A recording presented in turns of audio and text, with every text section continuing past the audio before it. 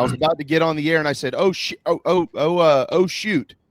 I got to put on my quarter zip. I got Lamont on today. Here we go. So we got to send you one of these with our logo on it. I do. Bring it. You don't have to wear it on the court, just whenever you're grocery shopping or whatever. Extra large. Okay. XL's aspiring to BL. Hey, you know what? That was me, man. I was an XL. I'm a large now. There you go. I got on the What a great feeling. Isn't that a great feeling? It's very self-rewarding. Yes, when you legitimately can move a size. What a great feeling. Lamont, I'm just guessing you as an XL still looked a hell of a lot better than Jamie. Yes. He's got better hair, better style. To use a real estate term, you've got better bones. So on that frame, you were still probably sporting a sharper look than Bradford pre-avocado diet. But kudos to both of you. It's all good, man. How are you, man? Everything good? Man, everything is great. The weather's cooling down a little bit. It means basketball season's here. We've had scrimmage, exhibition. We're playing against other people. It's always great. It's a great time, man. It's just exciting. It's just very exciting time. So things are good. Had a good summer. Ready to rock and roll. Well, we are so excited to learn so much about your team. I'm sure Mike will be courtside calling some of those games this year. So let's talk about the exhibition real quick here. How did you set it up a certain way? I know coaches handle this differently. And what did you learn about your group when you got out of there? Yeah, so they changed the rule in your exhibition games. Normally we would play Anderson or a local non-Division I team, and so then they had this window where you could play a Division I school, but it was only in the benefit of a charity, a hurricane type fundraising situation, Asheville floods, that kind of deal. And then they moved it to where now everyone can play Division I opponents in the exhibition. I think it's a great move.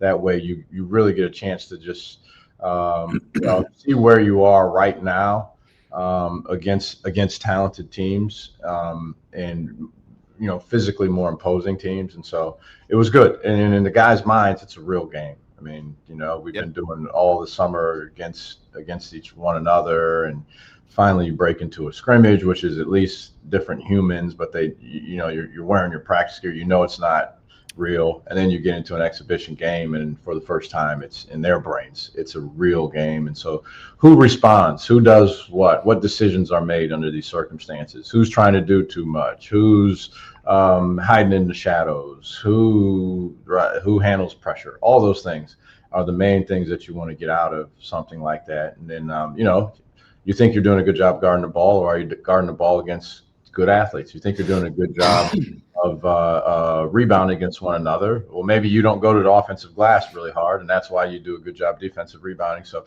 just to do it against another team, a bona fide team, is good. So we learned a lot. We did some good things, did some really good things. Certainly we found some evidence of some things that we have to shore up in a pretty quick fashion, some pretty controllable things. But I was really happy with what the guys did, how they responded to some adversity. It was basically like a road game. We were in North Carolina. We were in Greensboro playing NC State, and of course it was Will Wade's first game, so they had a good crowd there, and they wanted to win badly. And so, it was a great environment for our guys. Coach, I mentioned this yesterday in passing that I just got done with our ESPN basketball seminar in Charlotte, and among the new analysts are a number of coaches in between jobs. It's kind of how it works these days. Rodney Terry was one of them, and I don't know how we got on the subject of Eli Ellis, but when I asked about him, he said, yeah, me and Coach Beard went to see one of his games last year, and he said that same definition that you did when I asked you about him a year ago when I did one of your games. He said, Mike, he's a flat-out dog. That kid is an unbelievable warrior. Yeah. So obviously everybody knows what he did in that scrimmage. Tell us where he's at right now. Well, that's where it starts with him. He's going to back down to no one. I mean, there's no human that he's going to back down from, and so that's just his mentality. Doesn't mean he's going to make shots on that day. Doesn't mean he's always going to make plays on that day. But so it starts with that for him, and then he just he did. He made some shots. He made some plays, and once he gets. He's so competitive. Once he gets into and towing the line on this will be what he needs to master, and he has for the most part. But like once he gets in a little flow, anything could happen. I mean, it could go bang, bang, bang, bang, 4 shots right in a row. I don't know if you guys watched the Boston Celtics Cleveland Cavaliers game last night, but Sam Hauser had like 4 threes and he had 3 in 90 seconds. And it's like Eli, he has just a knack of doing that kind of stuff. And so, there was one possession late in the game where he was out of what the normal shooting range was, and he shot faked it. And it wasn't even one of those real shot fakes. It was like just to see if I could get you to go so I can drive you. And the guy just completely disrespected the fact that he wasn't going to shoot it. So then he shot it, and of course he made it. Yes, and let everybody know about it. He had something to say about it. Yeah, he had something to say about it. So he's a tremendous competitor, and that's why I love about him more than anything. He'll have some good days, he'll have some bad days, he'll have more good than bad. But the way he competes, he's never going to be irrelevant just based on how he competes. Well, in your mind, what was more impressive, the 23 points or the 0 turnovers in 27 minutes? Yeah, and they were. I mean, it might have been the turnovers because we scrimmaged Georgia Tech, and at one point we had built a good lead in that, and so then they came out in the second half and were really aggressive, pressuring the ball, and Eli did had a turnover and it was a mano-a-mano turnover. And so the guy just took the ball from him. And so I do think it was really impressive because they were switching a lot of stuff, which means you're never really that open. You always have a man on you. They were trying to pressure. They know him and his reputation. They know he's a freshman. They were coming at him a little bit. And so I thought that was really impressive that he did that. I thought he just found shots. He didn't search for the shots. He wasn't trying to make the shots happen. He did a really good job of just navigating the game in a way that, hey, if a bunch of shots showed up, I'm ready for them. If they don't, then so be it. And then he just found himself as the recipient of some great situations, and he took advantage of them.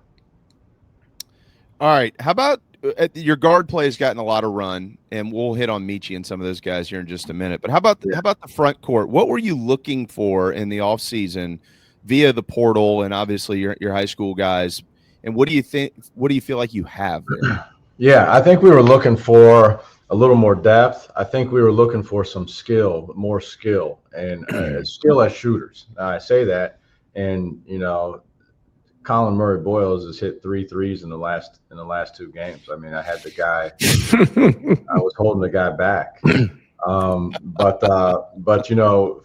for all the good things that those guys did between he and Nick Pringle and 2 guys that I love, Nick also was not a guy that was known for spreading the floor and shooting the ball from the perimeter.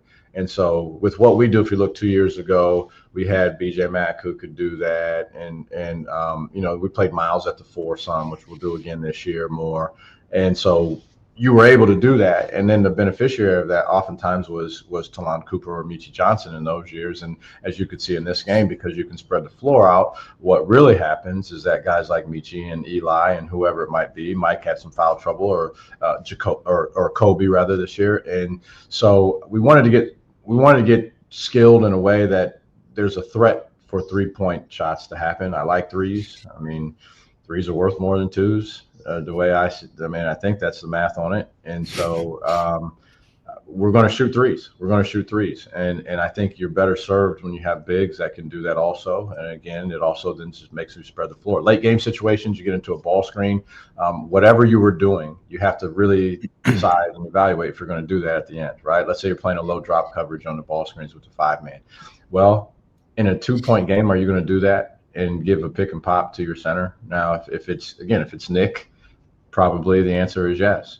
But if it's a variety of these centers that we have between Jordan Butler or whether it's Norden Kapich or Chris Estendoko can shoot the 3. Elijah Strong's going to play some 5 for us. I just don't think you're going to do that in those situations. So that was the gist of what we were trying to get with our forwards, and some depth too. Coach, I'm going to stay in the backcourt because I felt for you last year. I cover a lot of teams, and I know even if you've got good guys in the front court and you had a lottery pick, if you don't have good backcourt play in college basketball, you're not going to win a lot of games, especially in a league like the SEC. So let me ask you about two other guards. We know Michi Johnson, but this is like this is like Michi 3.0, right? Yeah. So I want to know what the conversations have been like between you and Michi about how he can be better. And he was good 2 years ago, but how he can be better. And then the other one, of course, is a guy that a number of people tuning in are uber curious about, and that is Cam Scott, which obviously last year was kind of a lost year for him. So tell us the improvements, the maturation for those two. Yeah, well, I'll tell you. Okay, well, I'll start with Michi, and you're right. He was a good player. You're always in search of ways to get better. He was so good that they picked him in a year that was the best year in the history of the SEC. Most coaches were saying until last year, he was a top 10 player in the whole conference. And so that happened. So how does he get better from that? He's been more mature. It's amazing when you're relaxed and very comfortable in your role, in your surroundings and environment, what that does to you. So he's matured. He really has. From a basketball standpoint, he's been more effective attacking the rim. Even in that NC State exhibition game, he had a couple buckets late in the game where he attacked the rim really hard and finished for himself. That's a little bit new for what he's been doing.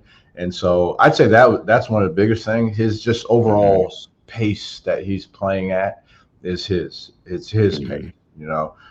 And so I think a lot of that comes just from maturity and comfortability. He's got a level of gratitude that is rarely seen in college athletics these days. And so I think we're seeing that on the court. And then Cam, you know, was another guy when it boiled down, and as we got deeper into the season, your bench is always going to pare down a little bit. But Cam averaged double figures minutes for us and played in more than 2/3 of the game. So, you know, maybe it's not a great year based on what an expectation would be of a guy ranked where he was, right? But there were a lot of freshmen at the high major level that you know, I looked at the guy from Alabama who was the top 10 ranked player in the country and played 15 minutes a game. So I thought we were trying to be committed to get Cam some minutes in a way that he could develop last year. But he's gotten better. He's gotten better defensively, significantly better defensively. That was the biggest thing for him. He's also shot the ball better this year, whether that's due to spending more time on it. My guess is that's probably a combination of more time in the gym and getting more shots up, but also, and I encouraged him to do this because he was struggling defensively last year. I encouraged him to continue to be aggressive offensively, because I don't want you worrying that you're not successful defensively and offensively. So go rock out offensively. I mean, do what you do, whatever it is that you do well offensively, do those things. And so that was my concept in trying to help a young man develop and feel more comfortable in his game. So, but this year he shot the ball better this year. You know, he's not out there trying to find shots again. He's recognizing situations better. He's made significant growth. Now our backcourt has also, overall, our backcourt has improved in a lot of ways. And so what that means for minutes, we'll see what that actually looks like. He's going to have opportunity to earn them. He's definitely gotten better. There's no doubt. But I think we have a significantly more well-rounded backcourt than we did last year. I wish we could talk to you for hours, to be honest. I know you're short on time, so I'll try to condense this and squeeze as much in as we can. You mentioning the minutes there, how about the opportunity that this team has in the non-con? There's obviously starting with North Carolina A&T, and I'm not trying to say this disrespectfully to any of the opponents that you'll play in the non-conference schedule. I know you got the home state of the great Derek Scott. You got to go up there to the Greenbrier and stuff like that. You got Clemson. but it does seem like overall a very manageable slate for your group that has 10 and a half new guys. Michi's a half guy because he was here, he left, and now he's back. So you got 10 and a half new guys on the team. So when you look at this slate, the opportunity that's presented to this group of players, how do you present it to them where they can go out there and do some good things and continue to earn more minutes before SEC play gets here in January? Yeah, no, that's a great point. I think that was actually part of what the scheduling looked like for us. We have this is the most challenging it's been for me in terms of we have 6 guys that there's such a fine line between who's better and who's better on what day. And so I think with some of these games, we'll get an opportunity, hopefully, to explore some of those guys and get them minutes and explore different combinations while we're out there. Let's not kid ourselves also, and I'm not one to shirk away from any challenges, but we played 18 games in SEC schedule last year, and 11 of them were ranked at the time we played. 17 of them had been ranked multiple weeks, even though they may not have been ranked when we played them. 5 of them were ranked in the top 5.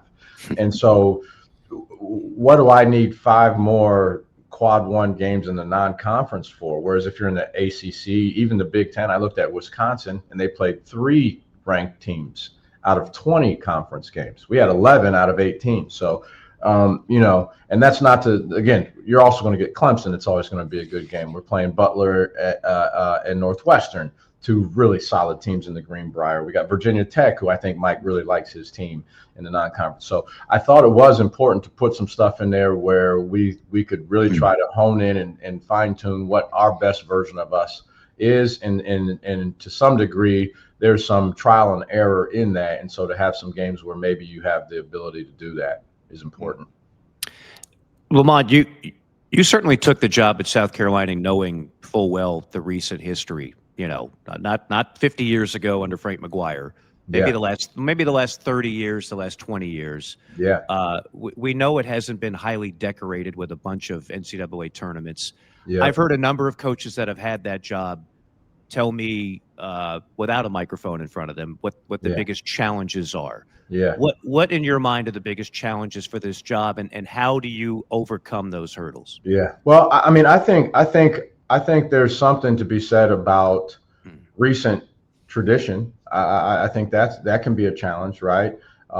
These kids that we're recruiting are 15 through, well, who knows how old some of these transfers are now, but they're young. And so in their lifetime,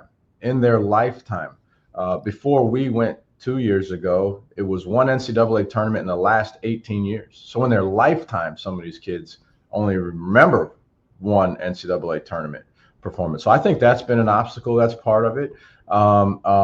And just with the recruiting, from the recruiting aspect. So I think the way you overcome that and some of the challenge, again, I've always liked the challenge, is to recruit guys that fit you and your system really well. And then constantly we're always trying to get a better version of that ultimately. And so I think that's what we did in year 2. We were able to play the style of play that I wanted to play, more so than other years. And I think this year will be another year that we can do that. But I think that's where it starts. I'm a realist and an optimist, and so I believe that consistent NCAA tournament performances here is real. I think it's a real potential and a real possibility, and so that's why I'm here. And so it's funny to be picked last, right? That's what happened 2 years ago when we finished 1 game away from winning the league outright. By the way, if we had beaten Tennessee at home. But so I don't look at that. I look at what I think is realistic. And I think consistently being in a position to play in the NCAA tournament is real. If you can recruit the guys that can help get it done for you. And I think, we've really tried to help us have the resources in order to be able to do that. And moving forward, I hope and anticipate that we can always be in a situation where we have the resources to recruit the players we need to compete at this level. Coach, we'll get you out of here on this one as long as you're okay with that. If you got to go, you can cut me off now. No, I'm good. I'm good. I'm good. We got a little time here. Okay, We'll get you out of here on this one so you can get back to work. when fans show up on Tuesday night at the CLA to watch your basketball team, give me a brief snippet of this is the type of basketball team that you feel like they are going to see. Now that could be a different team in January and certainly hopefully in March. But what type of basketball team will they arrive to the arena to watch? And then also, we know Michi is a natural leader in this program as returning as one, but where does some of the other leadership come from, or at least where has it come from to this point? Yeah. Okay. That's a good one. When our fans watch this team, it's a fun team. I think you'll fall in love with how they play for one another. I think how they communicate, their energy is positive. It's high. It's a very spirited group. And the ball pops and flies around. We shoot threes. We take a good number of threes. I think it's a fun brand of basketball. So I think that's what they can expect. A lot of high percentage of assists to baskets versus one guy dribbling 22 times and then doing his own thing. There'll be that at times, but it's a lot of movement, a lot of open shots, a lot of screening actions, and anyone can get hot. There's going to be 10 different guys that have an incredible game, I think, this year. So I think it's a fun team to watch that way, and I think that's what they should expect when they see. And then obviously we're always going to try to play good defense, right? And then, from a leadership standpoint, obviously Michi, he's been here, he's older, he's a leader by nature. He's got a good voice. He says the right thing. He speaks our language, but I think it's a collective. I think it's a group and a collective effort as well. You got guys like Miles Studi. You talk about Michi and Miles; those two coming into the SEC, they're number 1 and number 2 in total minutes and played in SEC games. Wow. of anyone in the entire SEC coming back. It's Miles number 1, and then Michi is number 2. I think Hubbard's number 3 at Mississippi State by just a couple of minutes. But anyway, so there's experience in leadership. Elijah Strong has a tremendous voice and is an experienced guy. So I think it's going to be collective and by group. But part of being a leader is also being a listener.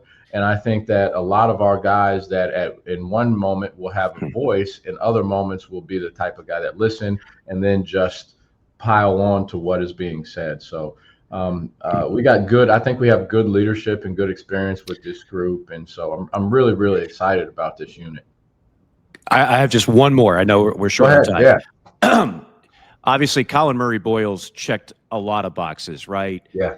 Elite defender, elite back to the basket guy, elite rebounder.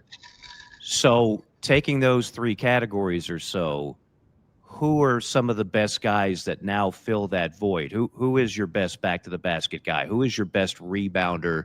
Who are some of those guys that can help fill that void? Yeah, some of those guys we're still trying to figure those guys out. As I mentioned, there's a lot of parity and not a lot of separation in some of these guys. And so one guy, like a guy like Jordan Butler, one day he rebounds the ball well, another day he's getting his rear end tossed around from time to time from another guy who has a good day, and then the other day Jordan's getting the best of him. So I think Kreist is going to be a guy just with his size that will have an opportunity to fulfill some of those things. Jordan Butler, as we said, Elijah Strong. He's a very versatile guy, especially on the offensive end. But he's a big-bodied kid that could provide some of that stuff. Because I think what we really need is to try to replace as much as we can defensively. No one will do what Colin did defensively. No one. He's in the league doing the same thing. But can we simulate a reasonable facsimile, right? Offensively, someone's going to score. People can't do the things he did, but he averaged 16.5. Someone's going to score, right? But can we manufacture some of those defensive things? And those are some of the guys. Norton Capich is another guy we haven't talked about. Really experienced guy. He was at San Diego last year. They won 30-some games. You don't do that by accident. He had 15 and 8 in the NCAA tournament against a really good Michigan team. So it's going to be by committee. I'll tell you another guy that we haven't really talked about. One of our young guys, a freshman, and Hayden Asimian from the great state of South Carolina. He plays so hard. Okay, I'm just going to leave it at that. He is one of the hardest playing guys that I've ever been around. So hard, I always joke he can't control his breathing sometimes because he completely exhausts himself with how hard he's playing. And he's a physical guy. He's another guy. In some veins, he is very similar to Colin defensively, but he's got a lot of work to grow to fill those shoes. Right, because he fouled out the other night, I think, in like, what, 12 minutes? He did. Yeah. You know, hey, it's easier to say whoa than it is to say go. Yeah. And so we're working on the whoa. We're working on the whoa. He's got to go now. He's got go down to a science. Coach Muschamp used to say it's a lot easier to say whoa than giddy up. So y'all are in the same kind of zone right. with that. That's we can't wait to watch it. Really excited for you, Coach, because y'all seem to perform pretty well and nobody puts expectations on the Gamecocks. That's what we like. We like it. You know, I always joke around. I got a bag of Lay's potato chip that stays on my shoulder at all times. So, you know, we got some guys that do too. Eli Ellis, he's built that way. We got Michi's like that. So, you know, we're just worried about doing our thing and focusing on improvement. And I like our team. I'll tell you that. I like our team. There won't be anything that surprises me other than if we don't perform. I like our team. And so we can't wait to get going and just try to show the world what we're about. Well, we can't wait to see you. Can't wait to watch thousands walk in there and watch you play next Tuesday night, 7:00 tip at the Colonial Life Arena, North Carolina A&T. We'll get it going here in the 25-26 season with Coach Lamont Paris. And when I'm up next, I'll swing by the facility and I'll bring you extra large, baby. All right. Extra large quarter. Forward to it. Gotcha. Thanks, Coach. All right, fellas. Appreciate it. Good to see you, man. Have a good week. You got it. Take care.